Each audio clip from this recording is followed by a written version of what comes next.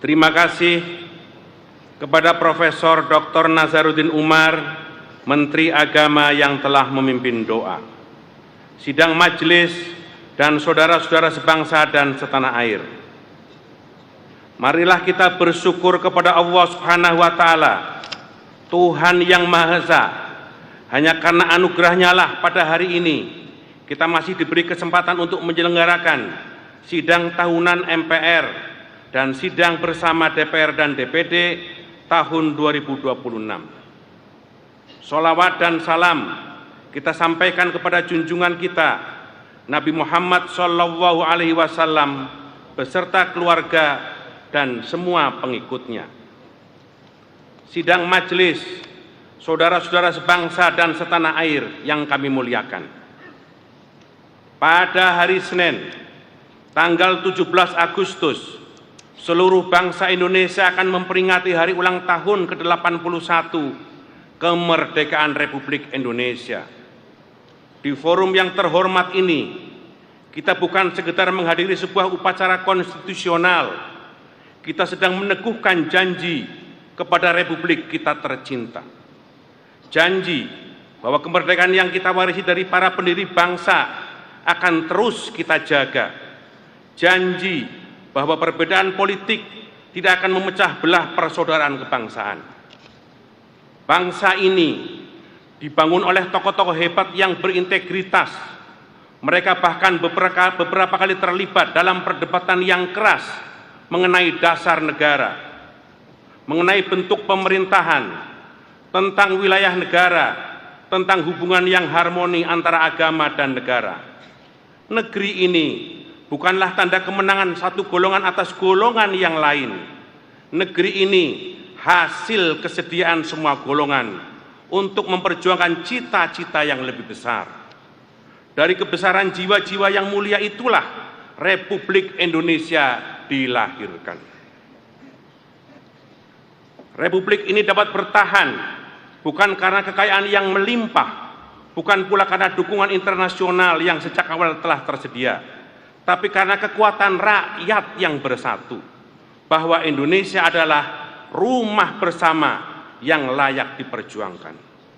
Persatuanlah yang menyebabkan kemajuan terjadi.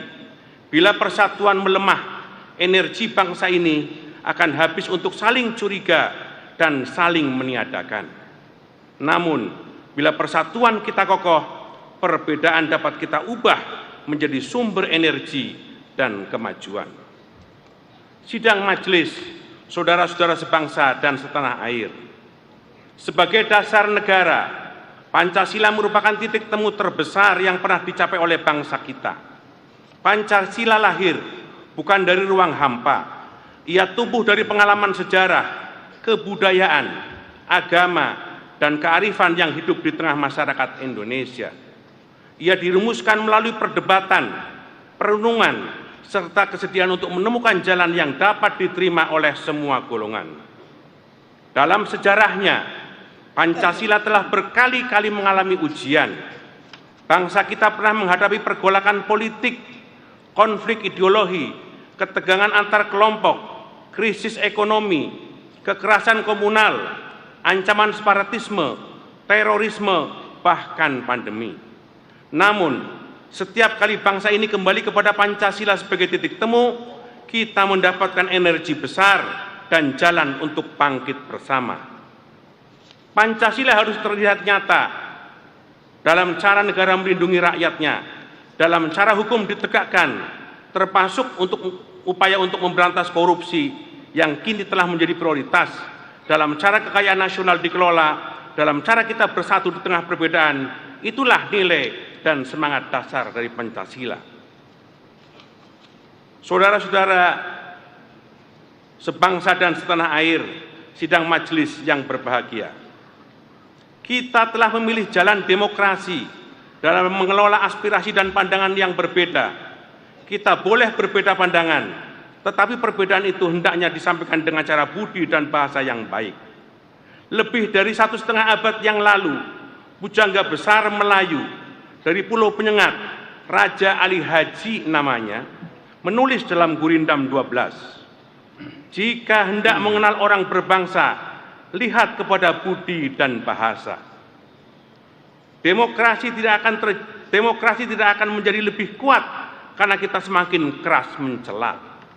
Demokrasi akan menjadi kuat jika kebebasan berbicara disertai tanggung jawab, jika kemerdekaan berbicara disampaikan dengan argumentasi, dan jika perbedaan tidak dijadikan alasan untuk melakukan penghinaan. Kini teknologi digital telah memperluas ruang demokrasi. Setiap warga dapat menyampaikan pendapat, memperoleh informasi, dan terlibat dalam perdebatan publik. Namun, teknologi yang sama juga dapat menyebarkan kebencian, fitnah, manipulasi, dan kabar bohong dalam kecepatan yang belum pernah kita alami sebelumnya. Kita tidak boleh membiarkan ruang publik dipenuhi dengan bahasa yang merendahkan martabat manusia. Kita tidak selayaknya membiarkan perbedaan politik merusak persahabatan, memecah belah kekeluargaan, dan menanamkan kebencian di antara sesama anak bangsa. Karena itu, marilah kita membangun budaya politik yang lebih beradab, yang berciri keras dalam gagasan, tapi santun dalam penyampaian, teguh dalam pendirian, tapi terbuka dalam musyawarah, berani mengkritik, tapi tidak menghilangkan penghormatan kepada sesama. Sidang majelis, saudara-saudara sebangsa dan setanah air, 81 tahun setelah kita merdeka, kita patut bersyukur atas kemajuan yang telah dicapai. Bangsa kita telah membangun infrastruktur, memperluas pendidikan, meningkatkan layanan kesehatan, mengembangkan industri, memperkuat pertanian, memperluas perlindungan sosial, dan mengangkat warga jutaan dari kemiskinan. Namun, masih ada anak-anak kita yang berangkat sekolah tanpa sarapan. Masih ada keluarga yang harus memilih antara membeli makanan atau membayar pengobatan.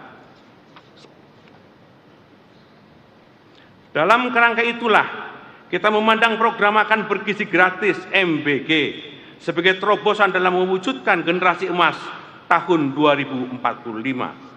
Program tersebut bukan semata-mata pembagian makanan, ia merupakan pembagian dari ikhtiar mencerdaskan kehidupan bangsa, serta membangun manusia Indonesia yang sehat dan berkualitas.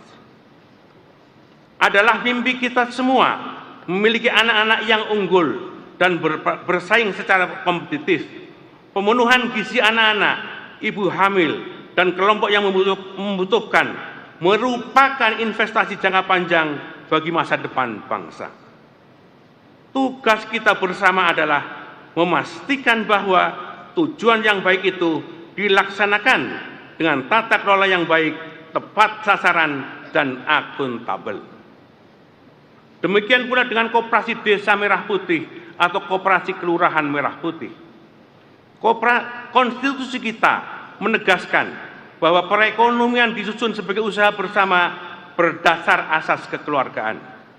Amanat ini menunjukkan bahwa pembangunan ekonomi Indonesia tidak boleh semata-mata diserahkan kepada persaingan bebas yang membuat pihak kuat semakin perkasa dan pihak lemah semakin tersisih.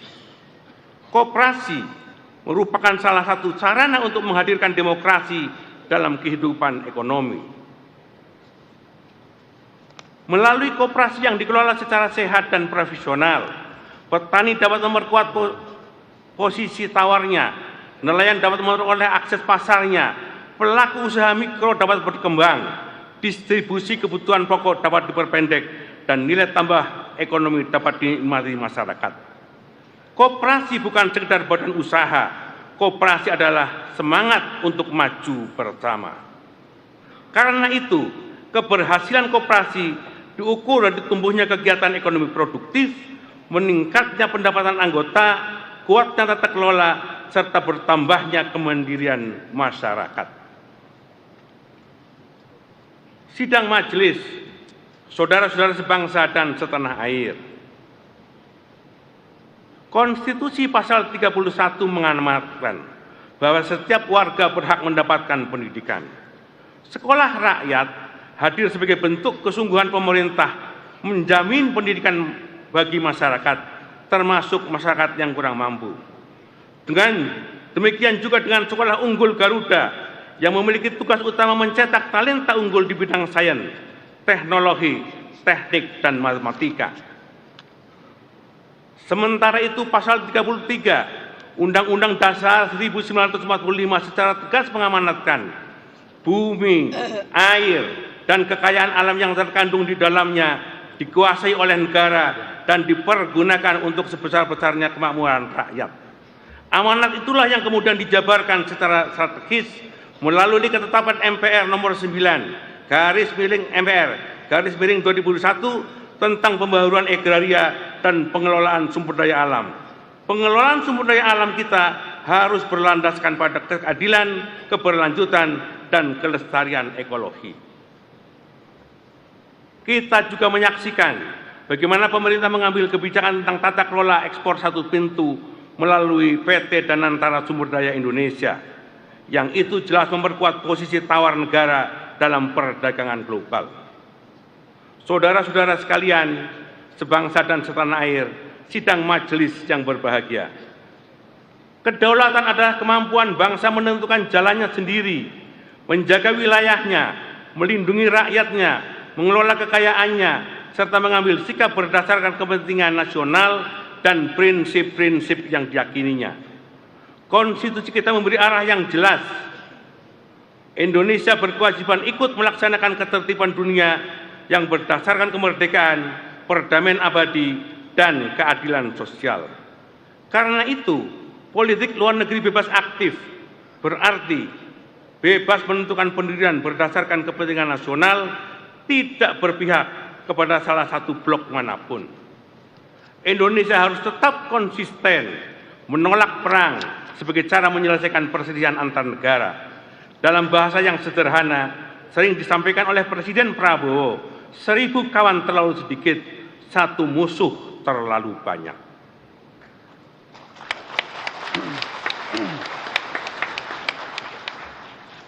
Serangan terhadap negara yang berdaulat tidak dapat dibenarkan.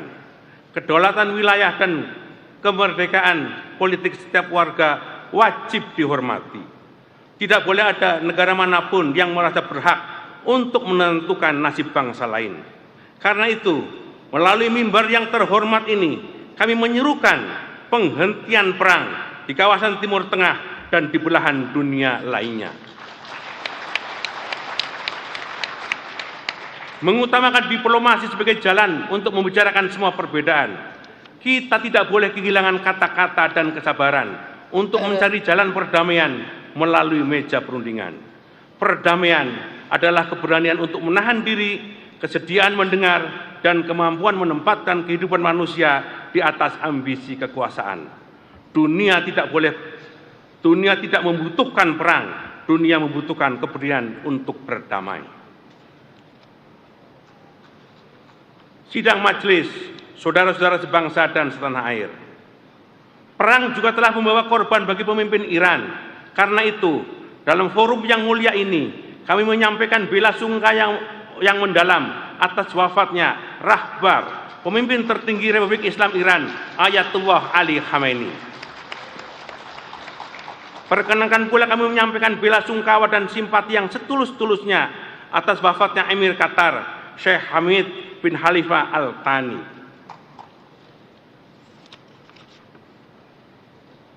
Sidang majelis, saudara-saudara sebangsa dan setanah air. Dalam persoalan Palestina, sikap Indonesia tidak pernah berubah dan tidak pernah bergeser. Dukungan atas perjuangan Palestina bukanlah permusuhan terhadap satu agama atau bangsa. Dukungan terhadap perjuangan Palestina dan kemerdekaan Palestina berakar pada sejarah perjuangan bangsa dan konstitusi. Bangsa Indonesia mengalami sendiri pahitnya penjajahan perang.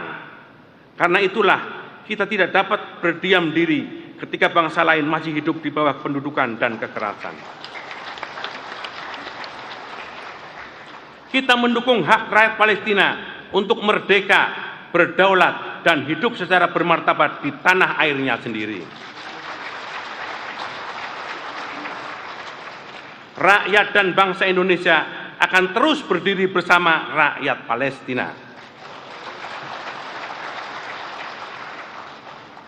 Sidang majelis, Saudara-saudara sebangsa dan setanah air, persatuan harus dirawat dari hari ke hari melalui keadilan, keteladanan, dialog, dan rasa saling percaya.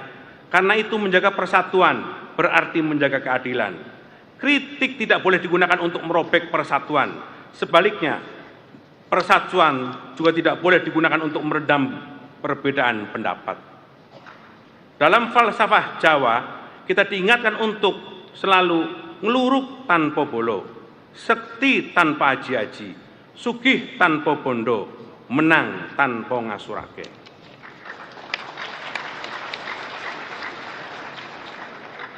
Kemenangan sejati bukanlah kemenangan yang meninggalkan luka pada saudara sebangsa. Kemenangan sejati adalah kemenangan yang tetap menjaga persaudaraan, yang tidak menghina, tidak merundung, dan tidak mempermalukan mereka yang berbeda pandangan. Pesan inilah yang harus kita jaga dalam kehidupan berbangsa dan bernegara. Saudara-saudara sebangsa dan setanah air, sidang majelis yang berbahagia, kita tidak boleh membiarkan anak-anak kita hanya duduk menjadi penonton di tengah perubahan zaman. Mereka harus tampil menjadi penggerak zaman. Kita harus mendidik mereka bukan sekedar menjadi pintar, tetapi berintegritas. Bukan sekedar bersaing, tetapi tetap menjunjung tinggi gotong royong. Kita harus menguasai teknologi tanpa kehilangan kemanusiaan. Kita harus menguasai ekonomi tanpa mengorbankan lingkungan. Dan kita terbuka pada dunia dengan tetap menjaga kedaulatan. Anak-anak kita harus tumbuh dalam karakter beriman, bertakwa, dan berakhlak mulia. Inilah makna kemajuan sejati yang berakar kuat pada Pancasila. Kemajuan yang tidak hanya memakmurkan kita hari ini, tetapi juga melestarikan bumi untuk anak cucu kita kelak. Saudara-saudara sekalian, sidang majelis yang berbahagia, menjelang peringatan kemerdekaan, marilah kita merenungkan kembali makna Sang Saka Merah Putih yang berkibar sebagai lambang pemersatu bangsa. Di bawah naungan Sang Saka Merah Putih, para pahlawan kita meneriakan kemerdekaan yang gemanya kita rasakan sampai sekarang. Dan hari ini tetap di bawah Sang Saka Merah Putih kita merajut masa depan. Jangan biarkan Sang Saka Merah Putih hanya berkibar di ujung tiang. Hidupkanlah semangat dalam keberanian membela kebenaran. Sidang majelis, saudara-saudara sebangsa dan setanah air, sejarah telah membuktikan bangsa yang besar bukanlah bangsa yang kebal dari kesulitan, melainkan mereka yang tidak pernah kehilangan harapan dan selalu memilih jalan untuk bersatu. Oleh karena itu, marilah kita menjadikan momentum kemerdekaan ini untuk meneguhkan tekad kebangsaan kita yang luhur. Marilah kita sekuat tenaga menjaga Republik Indonesia sebagai rumah bersama. Marilah kita bersama-sama merawat Pancasila sebagai titik temu kita semua dan menjalankan demokrasi dengan semangat kekeluargaan. Kita akan terus membangun ekonomi yang berkeadilan, mempersembahkan seluruh daya upaya demi terwujudnya cita-cita mulia Indonesia yang berdaulat, adil, dan makmur. Semoga Allah Subhanahu wa Ta'ala, Tuhan yang Maha Esa, senantiasa melindungi seluruh bangsa Indonesia dan menjadikan Indonesia menjadi negeri yang baldatun, thayyibatun, warabun khofur. Amin. Dirgahayu kemerdekaan Republik Indonesia yang ke-81, bersatu, berdaulat, adil, dan makmur. Sekali merdeka, tetap merdeka. Sidang majelis, saudara-saudara sekalian yang saya hormati, sebelum tutup, kami diizinkan untuk membaca 3 buah pantun.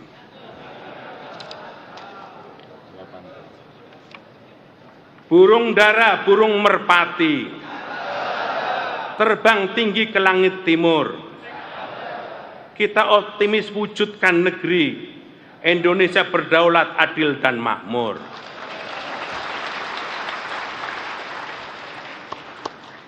Kuda Sumbawa, kuda terkuat, dibuat lomba dapat piala. Kebijakan presiden yang merakyat menjadikan Indonesia semakin nyala.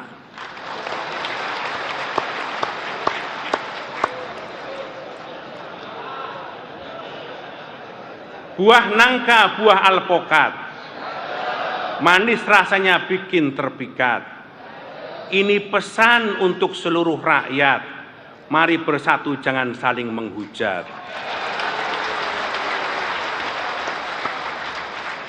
Selanjutnya, kami persilakan kepada Ketua DPD untuk melanjutkan memimpin sidang bersama DPR dan DPD tahun 2026. Kami persilahkan.